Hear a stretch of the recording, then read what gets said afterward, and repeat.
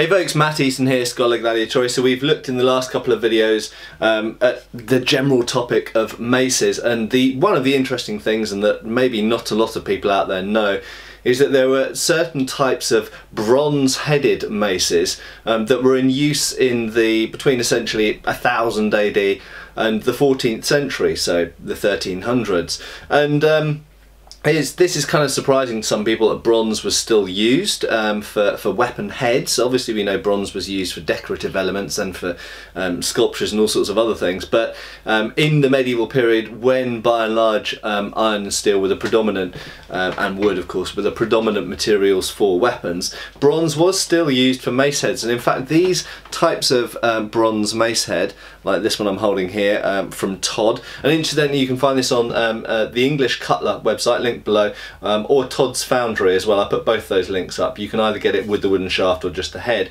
And these bronze heads come in a wide variety of styles, and they're found in the UK, in Scandinavia, in Russia, Czech Republic, various bits of Central and Eastern Europe. So they're sort of found over quite a wide spread of Europe, and we don't, exactly know where they first started and how they spread and why particularly they spread as well. And this was part of what I've talked about in the previous two videos. Why did maces suddenly become more popular around the Norman period, sort of the end of the 10th and into the 11th century? They had previously been popular in going back into the Iron Age and of course the Bronze Age as well, and they were popular in other areas as well, in the Middle East and other parts of the world. But why did they become popular in Europe at that time? We don't know exactly. I personally think it's connected somehow to armour and the prevalence of male armour and the increasing spread of armour, but also I think that there must be a cultural element as well, and I think that probably the Scandinavian peoples and the Normans played a part in perhaps spreading this weapon. I think it's no coincidence that when we find these bronze mace heads, when we look at where they're distributed, despite the fact you can find them basically all over Europe, but with different densities, but where we look at where they're most commonly found, Scandinavia and into Russia and to the UK and Ireland, they're the areas of Scandinavian settlement, aren't they? So I think I don't think there must be more than just coincidence there. That must be related. But anyway, just to say that as well as this sort that we've seen, so this is one spiky sort. If you look on Todd's website, again linked below, you'll see that there are different types, various different types. They vary quite a lot. And I've got one other example here which I just wanted to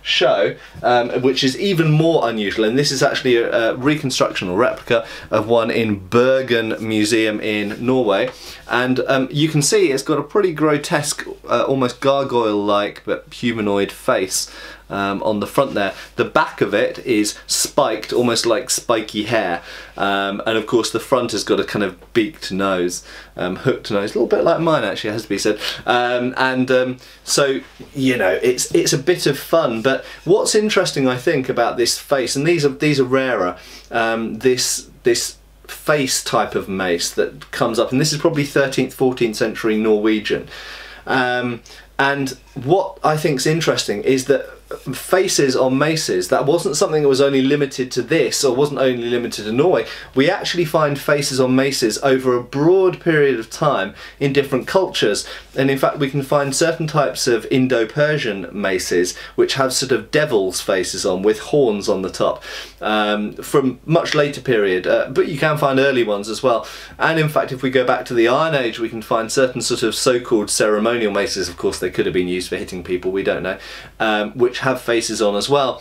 So it's almost like in Norway in the 13th 14th century, perhaps there was some tradition or memory or something of the fact that there had been maces in the past and that had faces on, and that maybe it had some kind of symbolic sort of significance to people there and then. We don't know, or it could have just been one guy who was bored of making the standard spiky type maces and thought, I'm going to stick a face on the next one. And you know, that would be within medieval, even ecclesiastical traditions as well. If we look at church architecture, for example, we often see, of course, you know, gargoyles being a famous example, but we often see in church illumination Bibles and such like, and on church architecture, we see little faces and creatures and animals carved or painted and drawn, as the case may be, into the margins and the edges of buildings and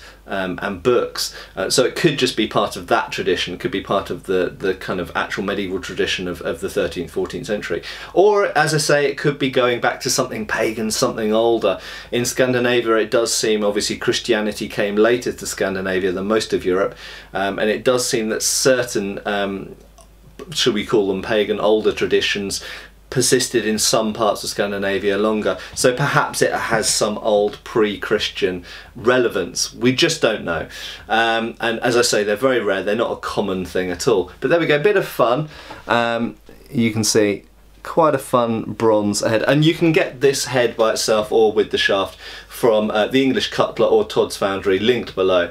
It's a series of linked websites essentially, but a lot of fun. It's nicely made. And just by way of review, just to briefly sum up before I finish talking about these maces, Todd's done a nice job of casting these. They're very crisply cast. I have seen other people's castings of this type of mace, and they're not as precisely done, and sometimes they can be quite lumpen and the sockets are too thick and this kind of stuff. So you know, Todd stuff, as always, is great quality, and you get what you pay for. You pay a little bit more, you get better quality, and these are really, really nice things. And as far as I'm aware, and as far as I've seen a couple of originals of these in my life, and of this type, the spiky type, and I haven't seen the Bergen one, and these are, you know, faithful replicas of those. And interesting weapons. Why did these bronze maces come about? And they were obviously popular and obviously effective for the fact that they were used from the Norman period, you know, the 10th, 11th century, right the way through to the 14th century. And why did they disappear then?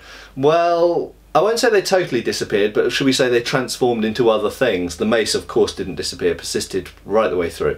But I would say that by and large, perhaps making things of iron and steel became more economically viable, but also perhaps the prevalence of plate armour meant that mace designs changed. As we know, they did. Flanged maces came in, for example, in the 14th century.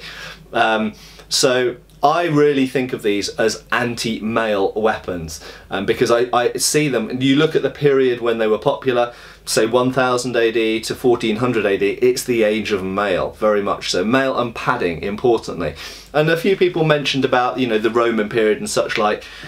If we look into earlier periods, in fact, if we look into the so-called Dark Ages, if we call that before 1000 AD, then it does seem that padded armour was worn less for whatever reasons, and that's a whole topic by itself. But the age of padding and mail was really 1000 AD to 1400 AD, at least in Europe, in northwestern Europe, and well, most of Europe, even Eastern Europe as well. Okay, so there we go. Todd's nice bronze spiky or facey maces. Good fun. Cheers, folks. Thank you for watching. Please subscribe, follow us on Facebook. You can buy t-shirts through Spreadshirt, support us on Patreon, or follow us on Pinterest. Thank you.